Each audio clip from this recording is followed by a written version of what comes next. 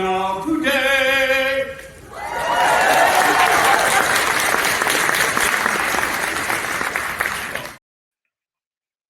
Yes, hello, my friends. Welcome to 2025, and I am your coach, Vaidya. Thank you so much for being here. I appreciate all of you. You got to ring the victory bell for being here and being so amazing. And you know who else is amazing? My next amazing guest. Let me tell you all about him. He is Mark Entrekin. He is a seasoned professional speaker, senior transformational coach, and senior business consultant, renowned for his impactful keynotes aimed at building a better tomorrow. Mark has a unique ability to inspire audiences to focus on critical priorities, empowering them to strengthen their foundations in both their professional endeavors and personal lives. So without any further delay, let's welcome the one, the only, the super handsome, super talented, the one who walked to school uphill both ways in the snow, barefoot, the one and only Mark Entrekin.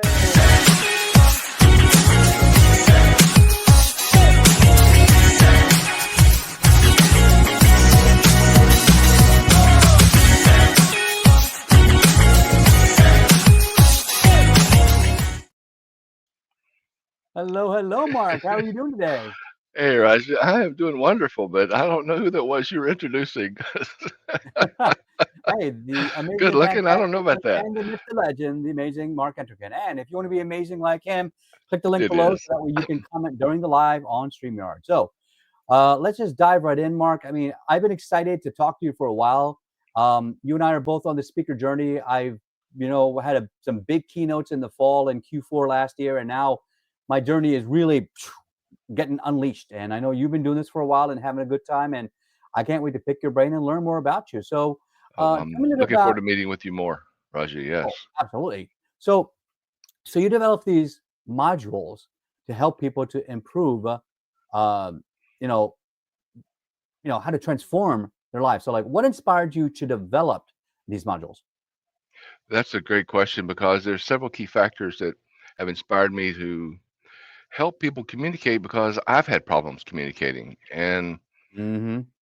being young and can't tell as much now, but when I was growing up, if I turned sideways, you couldn't see me. I mean, I didn't even you couldn't even see a shadow. I was so skinny.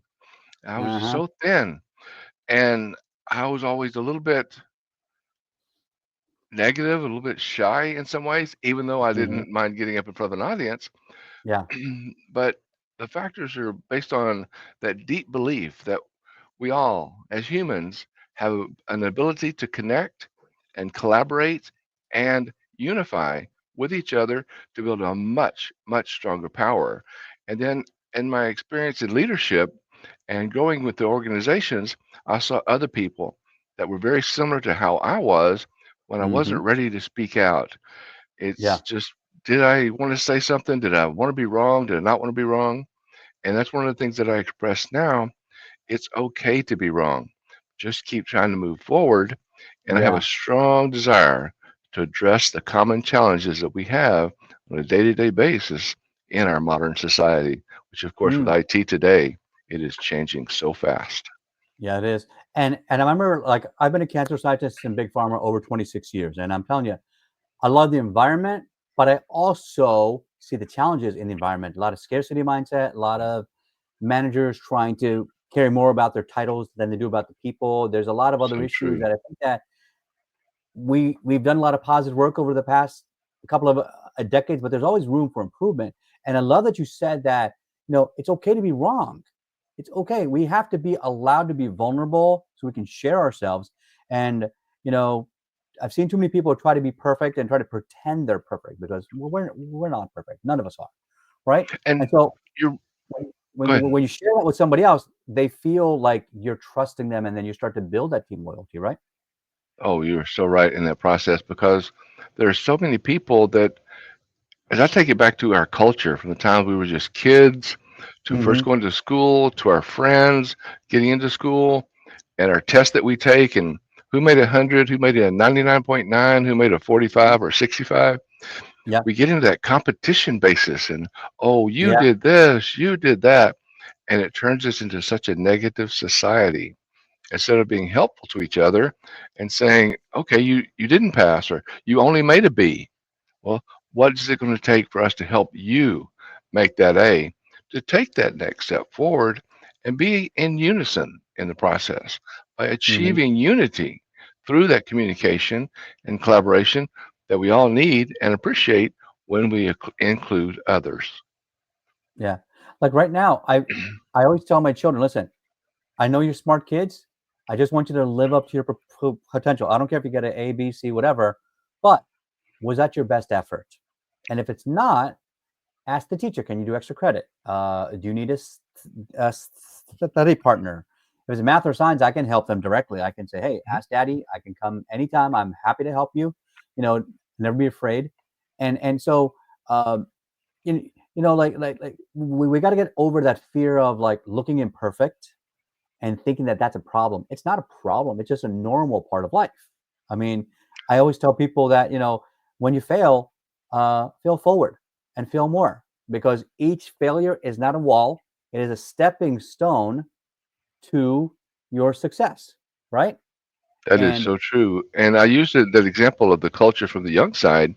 But if yeah, we look at some of the C-suite, the CEO, CIO, yeah, CFO, Chief Financial Officer, Chief Information Officers, Chief Operating Officers, Chief Executive Officer, some of those are in that same seat yes, they because are. their management culture, no matter what age they are, how mature they are, how long they've been in the business, that maturity that they have or don't have, the inability to be able to talk to someone, even one of their employees, it's not even another part of the C-suite, not even a senior manager, but Yeah, talk to them one on one and be able to learn from them. It doesn't matter where you are, the president, the CEO, board of I, directors, being able to talk to people and communicate with yeah, people and collaborate so we all know what we're doing and how far toward the end result that we're going to be. absolutely. And imagine this. Imagine somebody who has a new title, and now we've heard this term in like recent years, imposter syndrome. And um, I remember getting that myself years ago when I received my master's rank and thinking, oh wow, do I really deserve it? Should I deserve it? But I did. And even most recently, I just earned my seventh degree grandmaster rank after 41 years in the martial arts. Wow.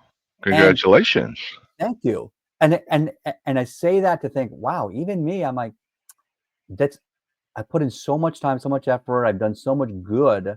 And then we start to doubt ourselves in that split second. It's like, wow, what an incredible achievement. But yet, do I deserve it? Should I? And any manager who's like worth his or her salt, has questioned themselves at some point, like, well, why should they all listen to me?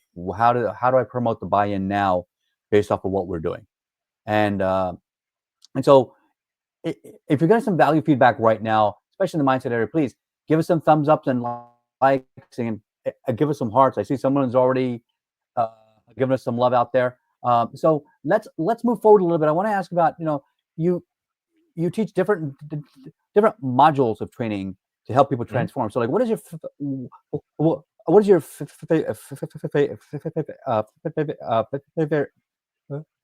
is your favorite module, and why? That's a good one because it's a situation that I think it's also maybe the one that we probably need the most, and that's the communication collaboration. Because Mm, teaching people to open up is my yeah. favorite module, the one I enjoy talking with, because when people start opening up, we start Yeah. learning more about them. And Mhm. for them to be able to communicate and collaborate about themselves and about what they want, well, I saw this and I saw that, and we did this, and I didn't think that was right. And being able to say, well, why didn't you think it was right? Mhm. Many people, again, they don't want to be wrong. They brought it up, but they're afraid to say something where they don't want to step on someone's toes. But when you Mhm. listen to them, you're able to see things from their point of view, which may be a better vision than you or I Yeah. have. Then again, that CEO, CIO, CFO, the C-suite may not be seeing it because they're not down there in the work days. They're not down there doing the Mhm. work. They're So not for doing the them day to to open day. that up, Yeah. communicate, open that channel. So that's my favorite part. And the more you do that, the more Yeah. smiles you get, the more openness you have, and then Hmm. they're more open to others.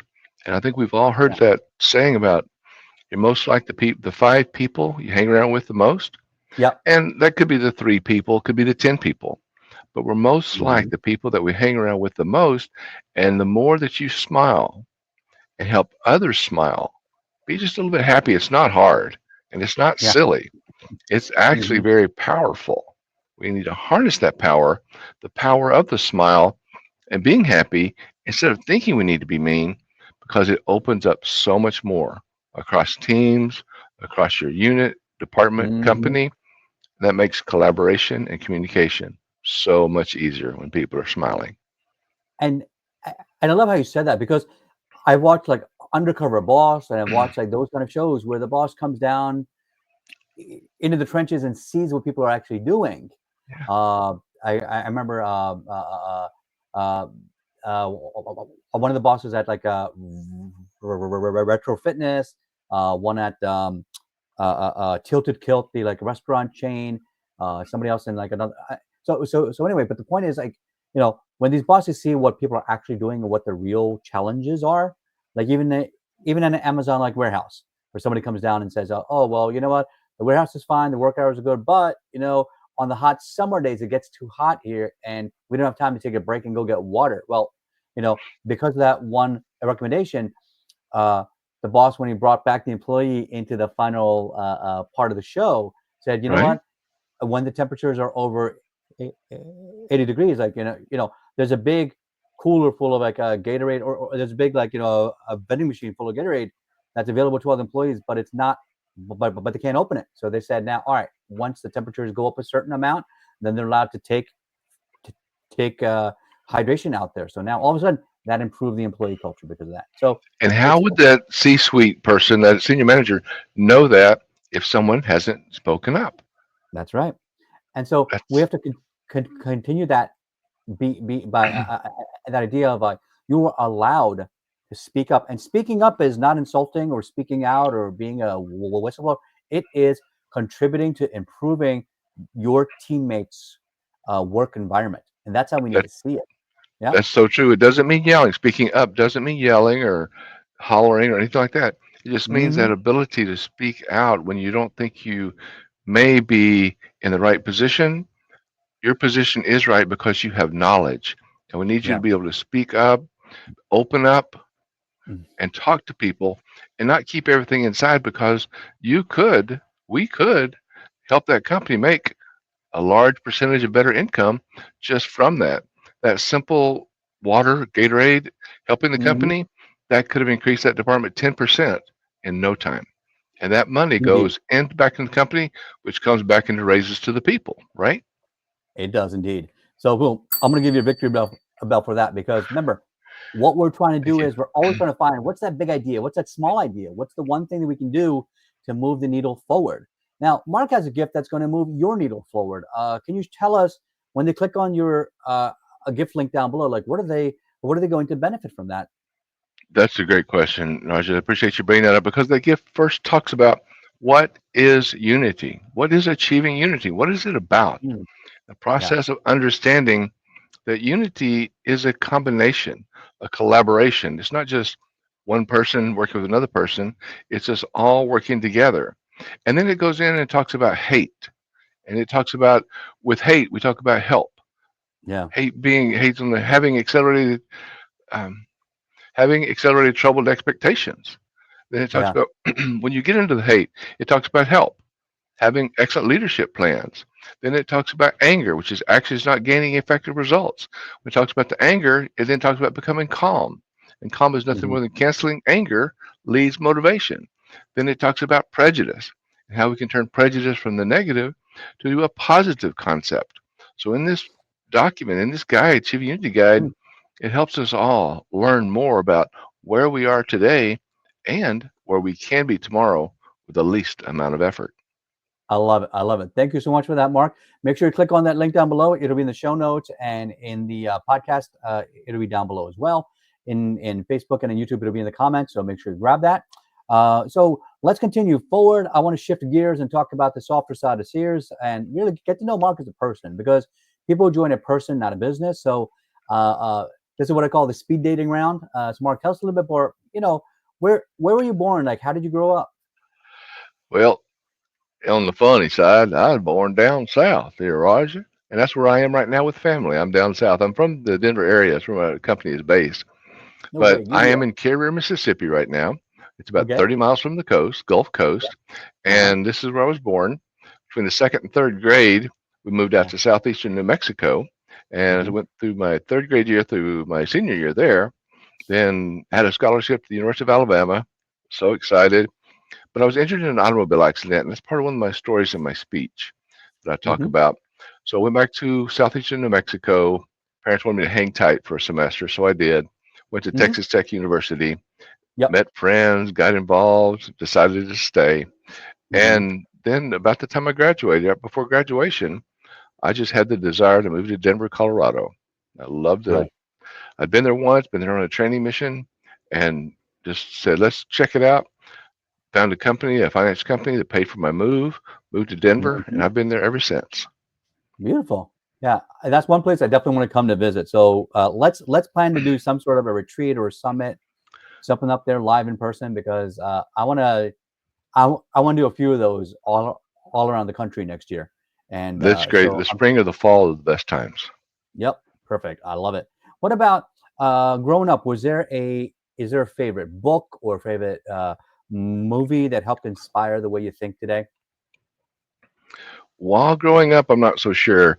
The Okay. little town I lived in southeastern Mexico, it was an oil town. My dad was in acidizing and Uh, fracturing, the yep. oil exploration. Uh-huh. And so we were out in the middle of what I called nowhere. If it wasn't the middle of nowhere, you could definitely Yeah. see nowhere from there because Hmm. I did not like it. Small town, maybe 9,000 people, Yeah. one high school, small high school, 120 maybe in our high school graduating class. Yep. And I know there's some smaller than that, but it just wasn't me. It wasn't where I wanted to be. So as soon as Gotcha. I got out of high school, I mean the week after I graduated, boom, I was gone. But you want to know about my favorite movie?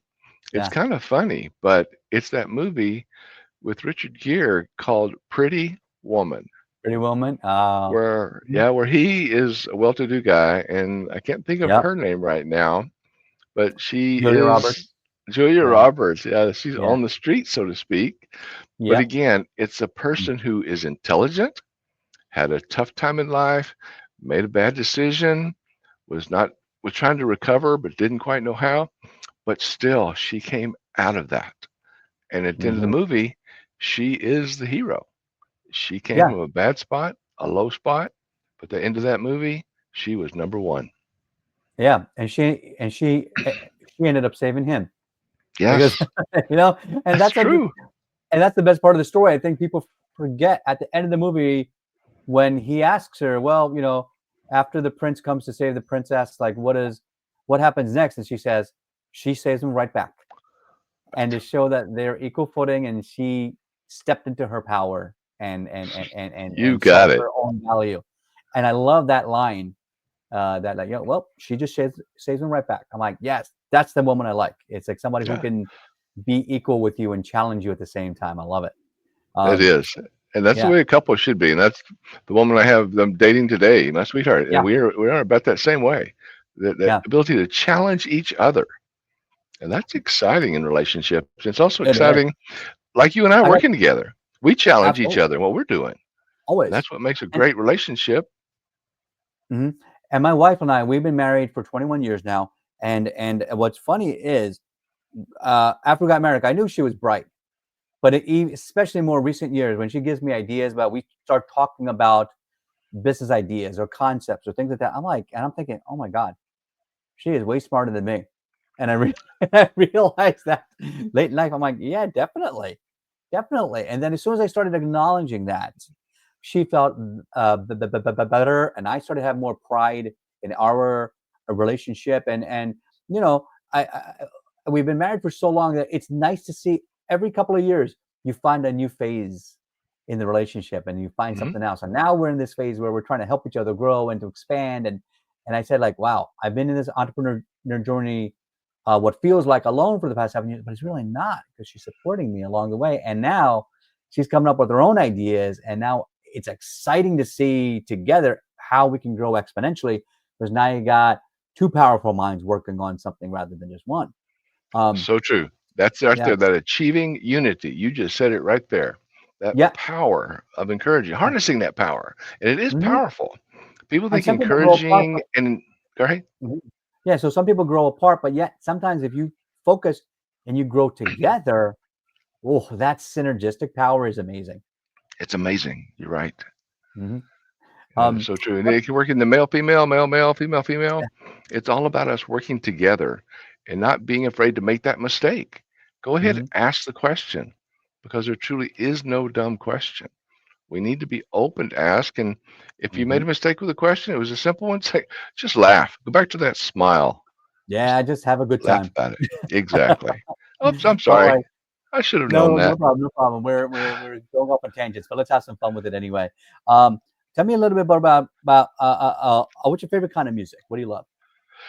I mostly love jazz. That's my favorite kind because I played the saxophone when I was in from the fifth grade to the ninth Ah, grade. nice. Played the alto I got sax, the into tenor sax. Yeah, I used to love Broadway stuff, and then I got into opera and things like that, and opera more classical. And then I got into, and then in more recent years, I got into like listening to more jazz. And now my daughter, because of Taylor Swift, has got me listening to more pop music again because I have to learn the song because I just took her and her bestie out to Miami. We flew out there and we went to the Taylor Swift concert as part of the Eras tour. So I had to learn all the songs and the little dances and things. And I had bracelets on my hands and number Oh, 13. So all my you're Swifties a out great there now. dad. I'm a 52. Oh, I had a good time too. I mean, really. Good. But yeah, we um, and it's one of those things like you were just saying, achieving that unity. Had I not gone on that adventure with my daughter, I think she would have missed out on something, and I would have missed out on something too. Because now she knows her dad is as crazy as anybody else who's in college or trying to throw crazy parties and stuff. I'm like, nah, you guys are lightweights. My dad's even crazier than you guys. So uh, I enjoy that part of it, and just learning different genres of music. What about this is always a fun question. What's your favorite kind of food? And that's a tough one because I Yeah. love good food and I eat a lot of things from seafood to steaks to Mexican to Italian to French. Hmm. I, but I guess the biggest, most enjoyable I have is because I enjoy wine with it the most is Italian. I love good Oh, Italian food with a good wine. But as I say yeah. that, I love a good steak with a good wine. But there's Mm. just something about that Italian with that bolognese sauce, and Oh, I love. uh, Yeah. even Hmm. with a white sauce, you can go with a white wine, and so that's my biggest drive is my wines. I like good wines, and Oh, I love it. Very good. it's So just touches the there's this food. amazing place around the corner where like I know the chef personally. Hello, hey, like Maggiano's. Yeah, like I have an amazing friend here who loves Italian and like he loves the Beaujolais. So like make sure we pair that with the correct wine. Okay, so send that to the green room stat. So that my totally real call. And you're gonna get that in the green room. That's part of the perks I have. That's part of the show. That's right. We also feed you here as well. So so we're going to shift gears again, but the last question before we go over to our next segment, um, what do you want people to recall about you and what you do? I feel what I want people to what? To recall, what do you want people to to to to to remember about what you do? Fairness, honesty, communication, collaboration. Enhanced communication and interpersonal skills truly help us improve our leadership abilities. And that ability for us to talk and feel what we need to do next and not be afraid Mhm, of it, to take it forward so we can all grow together, that would be number one. Anything to do with our enhanced communication. If you're having troubles with communication, send me an email, mark@markentricken.com. Let's chat because that's what we mhm. can do wherever you are today. If you're happy, great. If you want to do more, you can do it. Don't ever have a negative attitude because if you take the right attitude and knowing you can, we can make it happen. Beautiful. I love it. Thank you so much, Mark. We're gonna send you to the green room and bring you back in a minute. Take a look. Take a look down below. There is Mark's gift. Achieving Unity Guide. Make sure you click on that and grab that. Now, coming up also, we have the most amazing Creating World-Class Mindset workshop coming up this Saturday on 1/11 at 1 p.m. That's right, 1/1 at 1 p.m. Eastern Time. Make sure you click on that. If you're part of the show, you will get a coupon. So make sure you grab that link that is normally so that you'll actually get a nice a discount off it. Is going to be 3-hour workshop to help you create that world-class mindset. Because I don't know if you know this, when I was 16 years old, I became a world champion in martial arts. At 18 years old, I made a 2-year plan to go to the Olympics. Guess what happened? I went to East Coast Championships qualifier. I beat out 400 black belts to win the grand championship, and I earned a spot on the team. So this is from real world, how you create a world-class mindset. This is not theory. This is what actually happened. So make sure you grab that. And also on top of that, my TEDx talk just came out recently, so make sure you grab that link down below. We would love for you to share the idea that the title was How to Speak When You Can't Talk. It's all about invisible disabilities and how we can create more value for companies and associations by inviting people to be a part of their organizations and feel like they belong. Make sure you grab those links. And last thing is that if you want to create something that creates value for your business or your own lifestyle, make sure that you get a speaker reel or a like demo reel done. This is an example of what we can do for you. So just reach out and let's go. When you throw a rock into a lake, what happens? No, there's a splash. You make an impact, and then you get waves. And then you don't know where those waves are going. Those waves are going past around the reeds, and you don't know where that impact is. So all of you out there, when you're on stage, you don't know where your impact is going to end. It's never going to end.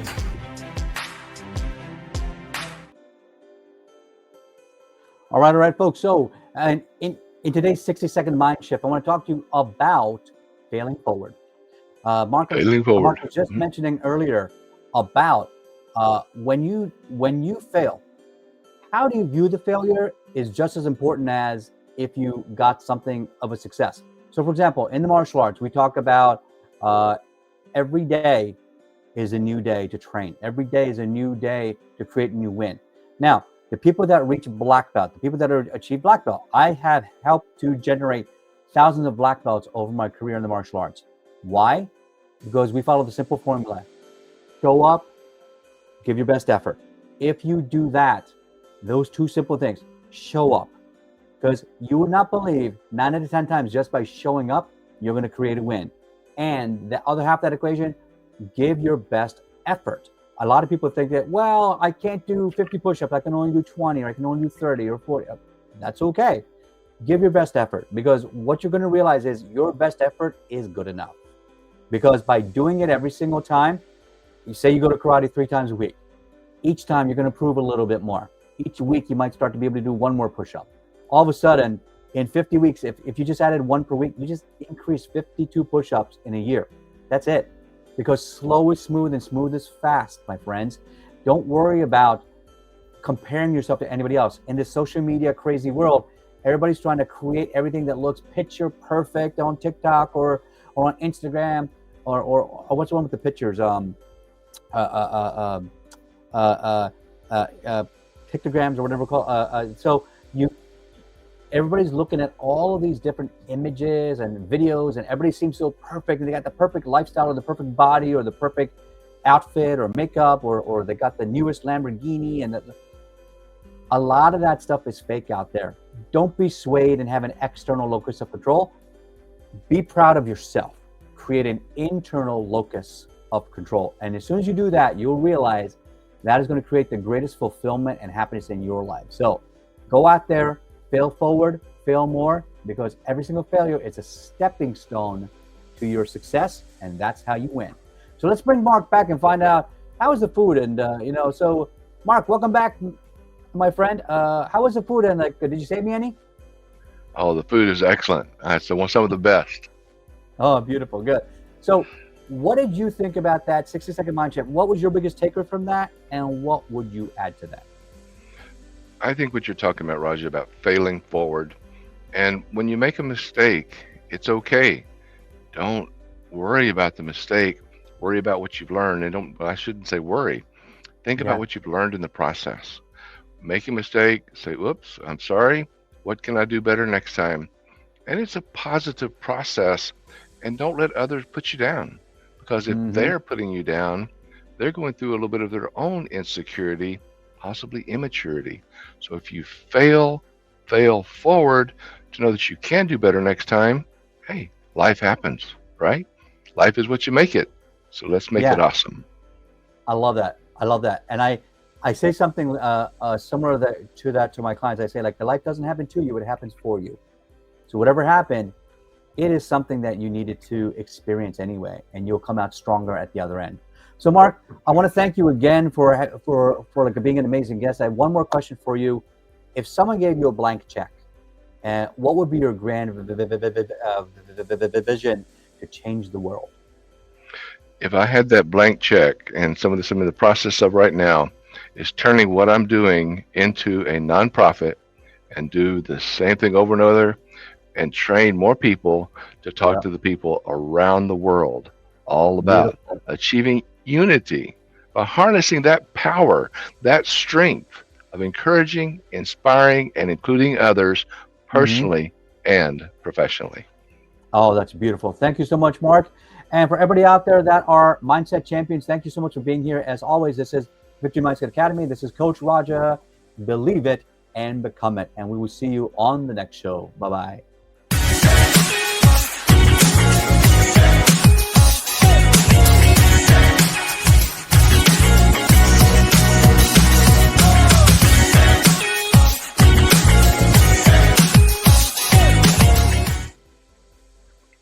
All right, all right. So, Mark, 30 seconds. We got three quick questions for your testimonial, real fast. Why did you want to be on the show today? One of the things that I want to be on the show today, Raja, is because of the heart that I feel that comes from you, the dedication and the devotion that you turn to other speakers, to other people, in Yeah, helping us all grow together as we grow forward. thank you. And what was your biggest takeaway from the show today? I think the biggest takeaway for me was just the way that you handle yourself with your application, your software. You have this all set up. You're very organized in the process. I like the way you brought me in. We talked about what we're going to do, got into the show, all clear, concise, no surprises. That's the best way to be. Beautiful. Love it. Thank you so much for that. And last question, on a scale of 1 to 10, how much would you recommend me to somebody else's stage? Oh, definitely a 10. Raja, you do a great job. Again, you're personal. I've already sent you several people, recommended you to other people to be on your show. I'm impressed by yourself, by you, by what you're doing, and I want us to continue working together and continue going forward for as long as we can. I'm looking forward to it, buddy. My pleasure. All right. You get the victory bell, and we are out of here. All right. Well, I hope you have